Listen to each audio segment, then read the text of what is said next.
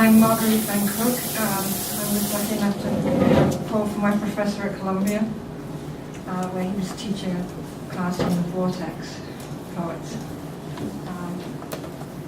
I particularly enjoyed his ability to laugh silently.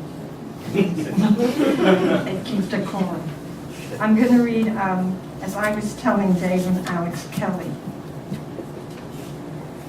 My brother swears this is true, and others have willingly, generously testified, as they did that other time when after leaving an office party they pulled off the expressway, walked into a place he'd never been to before and ordered a few more drinks while he headed for the lavatory. But as he was crossing the dining room, on the other side of the bar, this vicious fight broke out. Two women, well-dressed, tall, gorgeous, tore into each other, punching, clawing, swinging, spike-tailed shoes, pulling each other's hair, and my brother, aghast, jumped between them to break it up, grabbed them roughly, held them apart, berated them, tried to shake some sense into them, when gradually pieced it all together, the changed look on their faces, the disapproval, the utter silence of condemnation that everyone aimed not at the women but at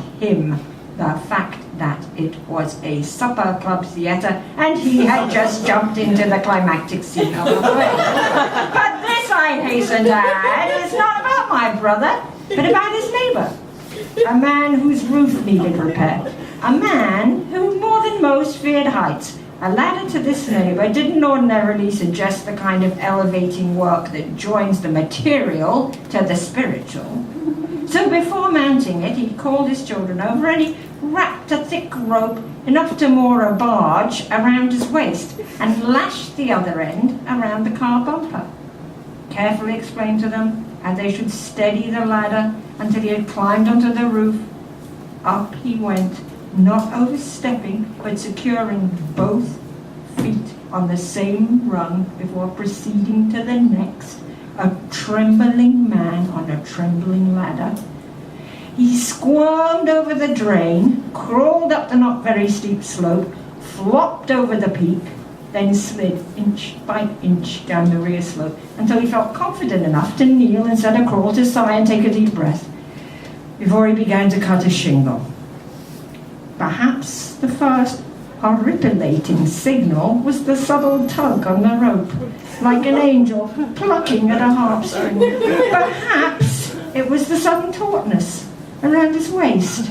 Or perhaps he heard the station wagon door slam shut, then the ignition, the engine roared to life, or slowly, grindingly churned before it kicked in and he was yanked heavenward, then jerked back, slammed, twisted, keel hold, belly up, belly down, over the roof, dashed onto the driveway, to be dragged, dribbled, bounced hard along the road, his wife looking this way and that, as she drove on, wondering wherever were those screams coming from.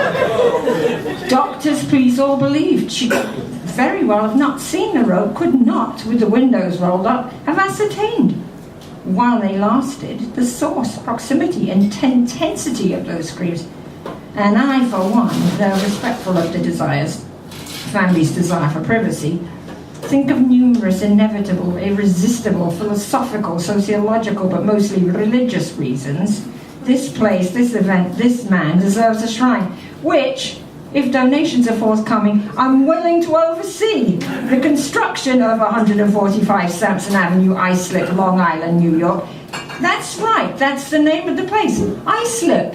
I swear. Thanks again, Paul.